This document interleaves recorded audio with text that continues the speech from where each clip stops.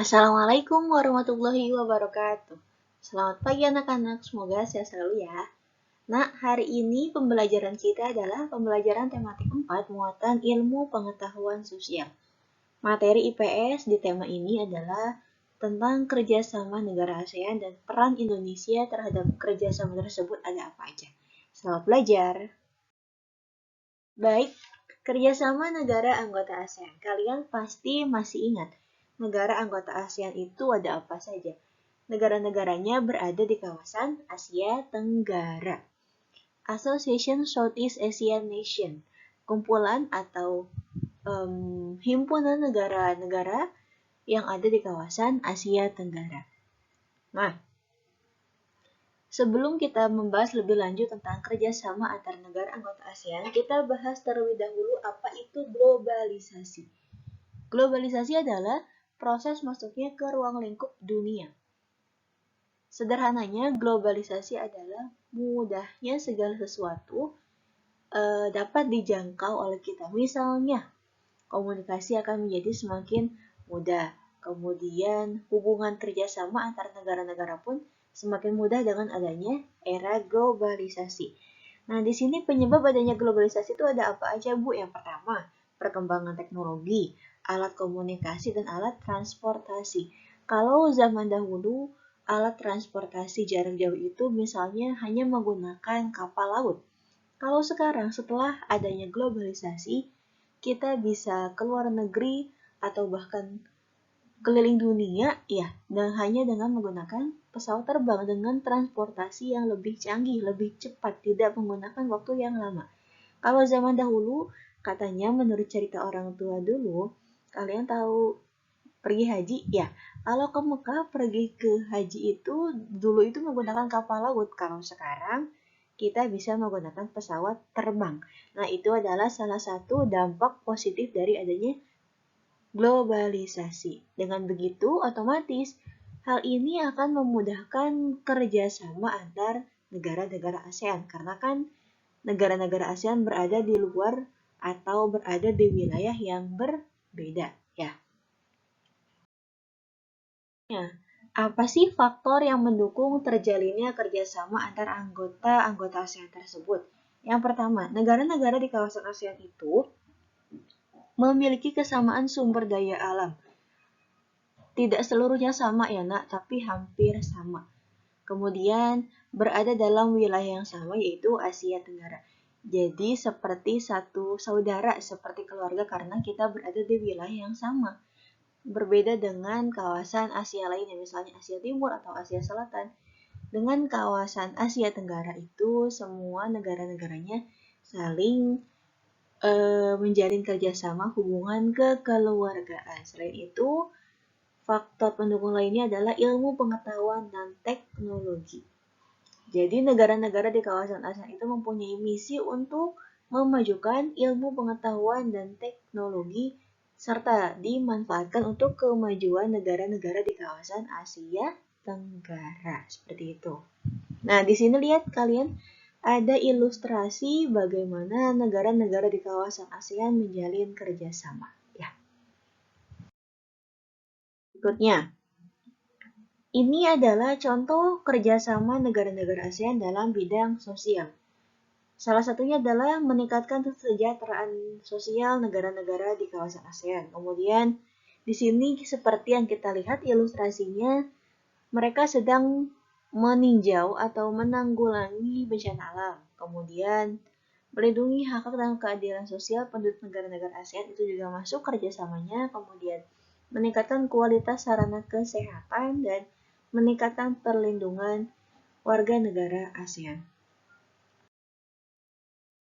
Berikutnya, meningkatkan jumlah tenaga ahli yang mampu menguasai ilmu pengetahuan dan teknologi itu merupakan kerjasama negara anggota ASEAN dalam bidang budaya.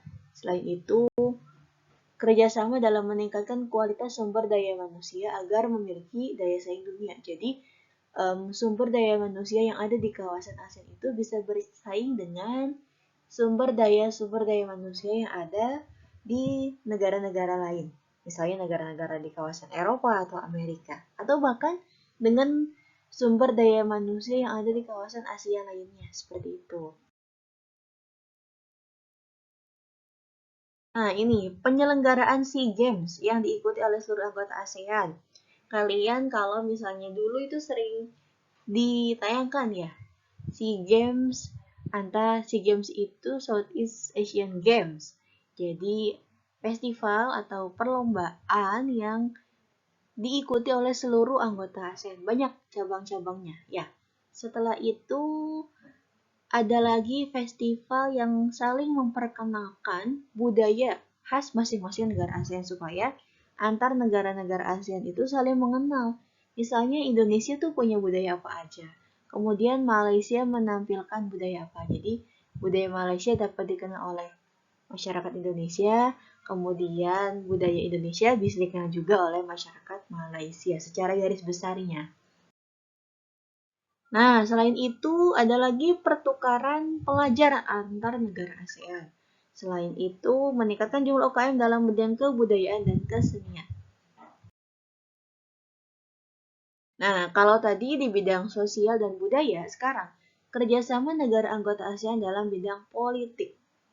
Nah, biasanya negara-negara ASEAN ini pasti memiliki perjanjian atau kesepakatan untuk meningkatkan keamanan dan meningkatkan bidang politik di kawasan negara-negara ASEAN tersebut.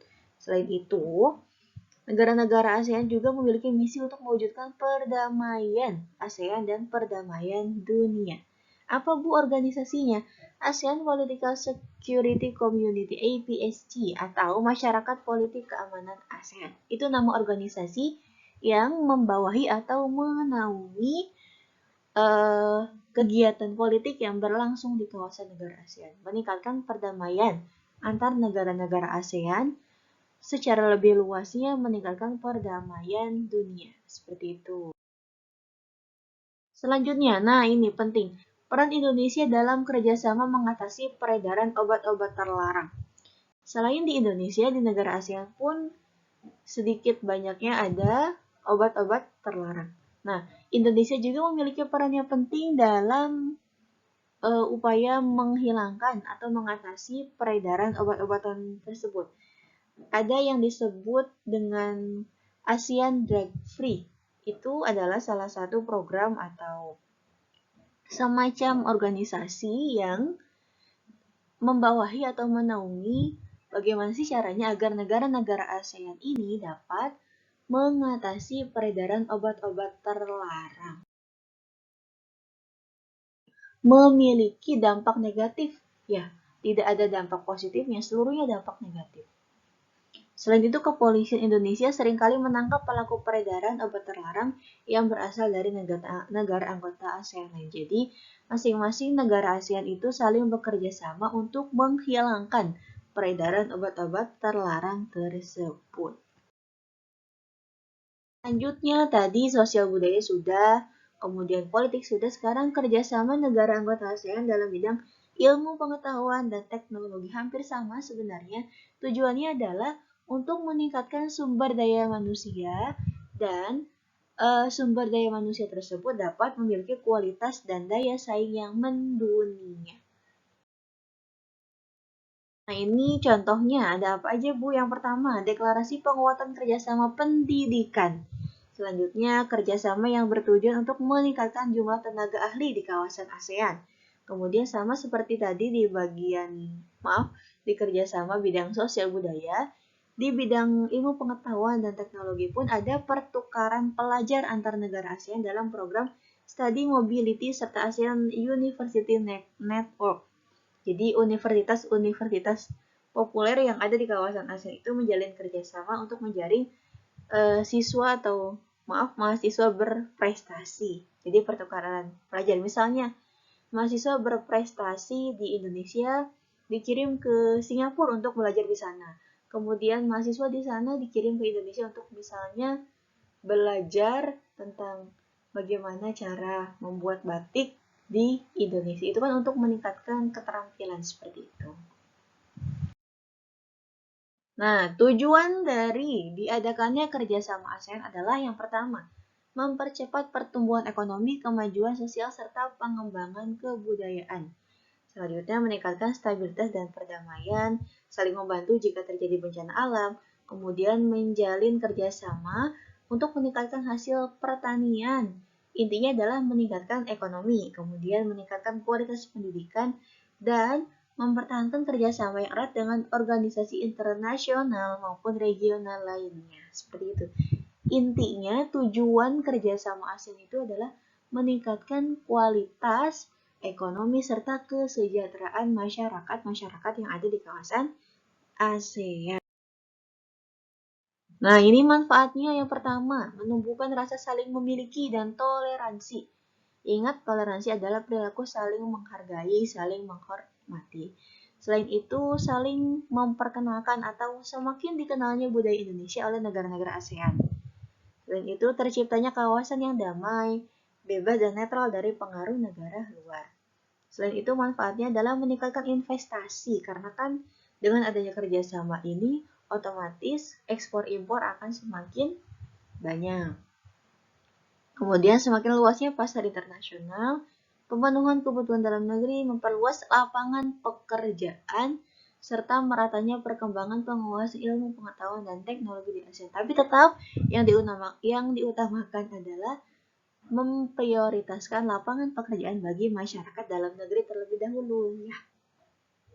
Adapun tenaga ahli kita ambil beberapa dari ASEAN, maksudnya yaitu tidak lain untuk meningkatkan kualitas Indonesia, supaya misalnya tenaga ahli dari luar dapat memberikan ilmunya atau menularkan keterampilannya kepada masyarakat Indonesia. Jadi saling bertukar pikiran, sharing. Dari awal sampai akhir pembahasan kita mengenai kerjasama negara ASEAN dan sedikit tentang globalisasi sudah Ibu bahas.